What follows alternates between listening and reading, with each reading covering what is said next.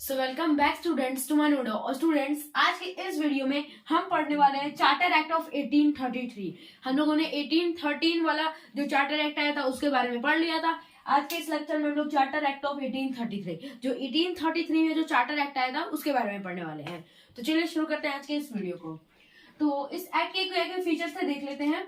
इस एक्ट का पहला फीचर था, it deprived governor of Bombay and Madras of their legislative powers.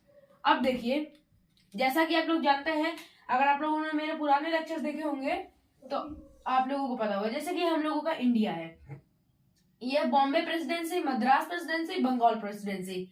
ये है बंगाल प्रेसिडेंसी, ये है बॉम्बे प्रेसिडेंसी और ये है मद्रास प्रेसिडेंसी। जिसमें से कि आप जानते हैं कि सबसे ज्यादा पावर किसके अंदर होती है? बंगाल प्रेसिडेंसी के अंदर सबसे ज्यादा पावर थी, और उसके बाद आती थी बॉम्बे और मद्रास प्रेसिडेंसी, मतलब ये लो लेवल पे आती थी बंगाल प्रेसिडेंसी के। तो इसके बाद इस एक्ट में, चार्टर एक्ट में कह दिया गया कि ये जो बॉम्बे की प्रेसिडेंसी और मद्रास की प्रेसिडेंसी है, इन लोगों से लेजिस्लेटिव पावर्स हटा दी गई। कही कि इन दोनों की जो मद्रास और बॉम्बे की प्रेसिडेंशियल पावर है लेजिस्लेटिव वाली, उसको हटा दी गई। कही कि तुम हटो, तुम्हारा कोई काम नहीं है, उनसे पावर हटा दी गई। ओके, ये हो गया एक। नेक्स्ट आया governor general of Bengal became governor general of India.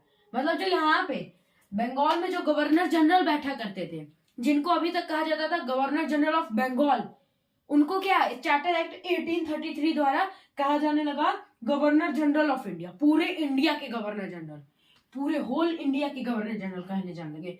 जिनमें सबसे पहले गवर्नर जनरल कौन बने? Lord William Bentinck. Lord William Bentinck सबसे पहले गवर्नर जनरल ऑफ इंडिया बने। आपको ये याद करना होगा, ये पॉइंट अच्छा है। ओके, नोटेबल पॉइंट है, इसलिए मैं बोलूंगा आप लोग इसे नोट कीजिए। उसके बाद कहा, all civil and military powers given to governor general of India. जो जीजीआई थे यानी कि गवर्नर जनरल ऑफ इंडिया, इनके पास क्या कह दी गई? कह दी गई कि तुम्हारे पास अब सारी मिलिट्री पावर्स भी है, सिविल पावर्स भी है, दोनों रखो, मिलिट्री पावर और सिविल पावर। मिलिट्री से रिलेटेड जो भी अफेयर्स होंगे, गवर्नर जनरल के पास वो पावर है अफेयर्स को संभालना। सिविल पावर जो भी होगा, जो सिविल अफेयर्स होंगे, वो भी कौन संभालेगा? गवर्नर जनरल ऑफ इंडिया संभालेगा, उसके पास ये पावर्स आ गई। नेक्स्ट है, for the first time government of India created. जो गवर्नमेंट, जो हम लोगों का संविधान, जो हम लोगों का गवर्नमेंट था इंडिया का, सबसे फर्स्ट टाइम जो गवर्नमेंट ऑफ इंडिया क्रिएट की गई, सबसे पहली बार गवर्नमेंट ऑफ इंडिया बनाई गई। किस एक्ट में? Charter act of 1833। ये सब अभी नोटेबल पॉइंट्स है कि ये चार्टर एक्ट ऑफ 1833 में ये सब हो रहा है। क्या क्या हुआ? बॉम्बे और मद्रास की प्रेसिडेंसी की जो लेजिस्लेटिव पावर्स थी वो छीन ली गई। गवर्नर जनरल ऑफ बंगाल को गवर्नर जनरल ऑफ इंडिया बना दिया गया, और जो गवर्नर जनरल ऑफ इंडिया थे उनके पास सिविल भी पावर थी और मिलिट्री पावर भी थी, दोनों उनके पास पावर थी। जिनमें सबसे पहले गवर्नर जनरल ऑफ इंडिया कौन बने? लॉर्ड विलियम बेंटिक बने। Next, laws made before this act called regulations, lord made under act. Okay, जो लॉज है इस एक्ट के पहले बने थे, जो लॉज चार्टर एक्ट ऑफ 1833 के पहले बने थे, उनको रेगुलेशन कहा गया। उसको क्या कहा गया? रेगुलेशंस कहा गया। और जो इसके अंदर बने, लॉज मेड अंडर, इसके अंतर्गत चार्टर एक्ट ऑफ 1833 के अंतर्गत जितने भी आपके एक्ट बने उनको कहा जाने लगा एक्ट नहीं, जो भी लॉज बने चार्टर एक्ट ऑफ 1833 में, उनको कहा जाने लगा एक्ट। क्या कहा जाने लगा? एक्ट। इसके पहले को क्या कहा? रेगुलेशंस। इसके पहले जो थे उनको रेगुलेशंस कहने लगे। उसके बाद है entire legislative powers over India given to GGI. जो इंटायर लेजिस्लेटिव पावर्स थी, ये आपकी जो इंटायर लेजिस्लेटिव पावर्स थी वो जीजीआई को यानी गवर्नर जनरल ऑफ इंडिया को दे दी गई।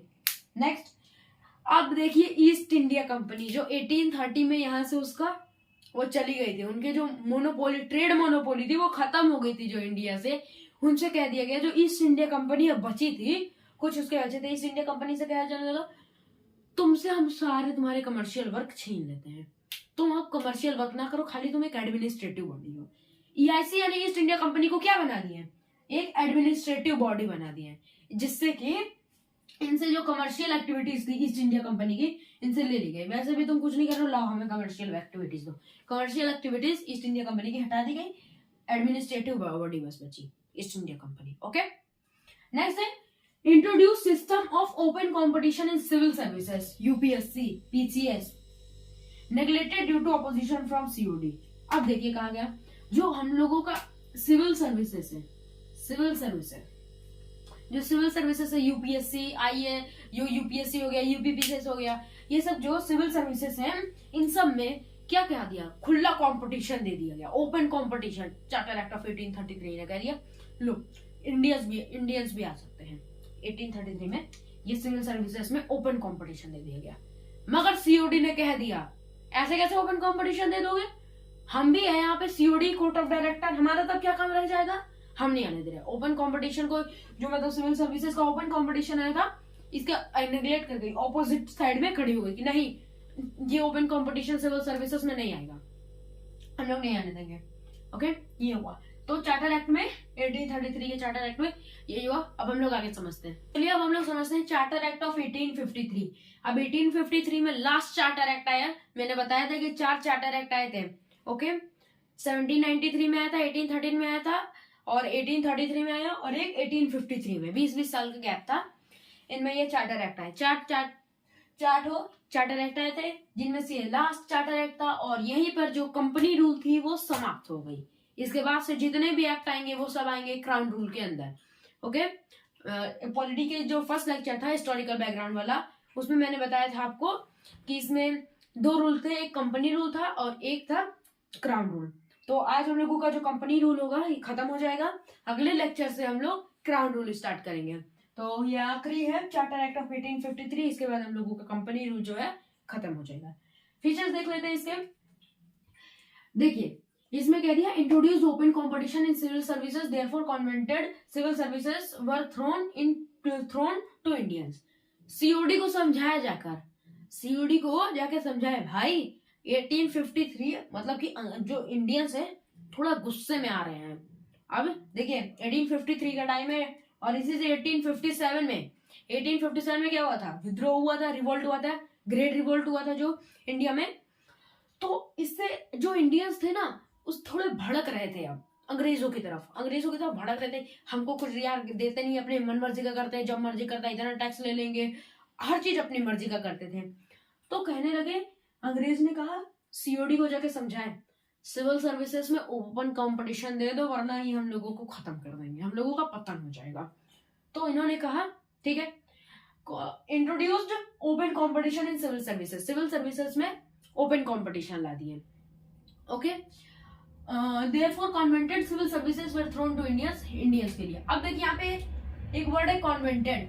कॉन्वेंटेड का मतलब क्या होता है, जो कि अपर हो, जैसे कि हो गया IAS, IPS, IFS, foreign, IFS हो गया, मतलब आईएएस, आईपीएस, आईएफएस ये हो गए कॉन्वेंटेड। और एक होता है अनकॉन्वेंटेड। क्या होता है अनकॉन्वेंटेड? अनकॉन्वेंटेड में आते हैं जैसे हो गया क्लर्क हो गया, छोटे मोटे मैनेजर हो गए, ये सब आते हैं। तो क्या किया, therefore covenanted civil services were thrown to Indians में कॉन्वेंटेड सिविल सर्विसेज मतलब जो आईएएस, आईपीएस, आईएफएस वाली थी वो इंट्रोड्यूस कर दी गई। ओके, नेक्स्ट है on this Macaulay committee was appointed in 1854। Macaulay committee किसके ऊपर बैठाई गई थी, सिविल सर्विसेज के ऊपर 1854 में आई थी। ओके, मकाउली कमेटी, ये नोटेबल पॉइंट है, नोट करेंगे आप, इसको नोट करिएगा। नेक्स्ट है governor general council, legislative and executive function separated.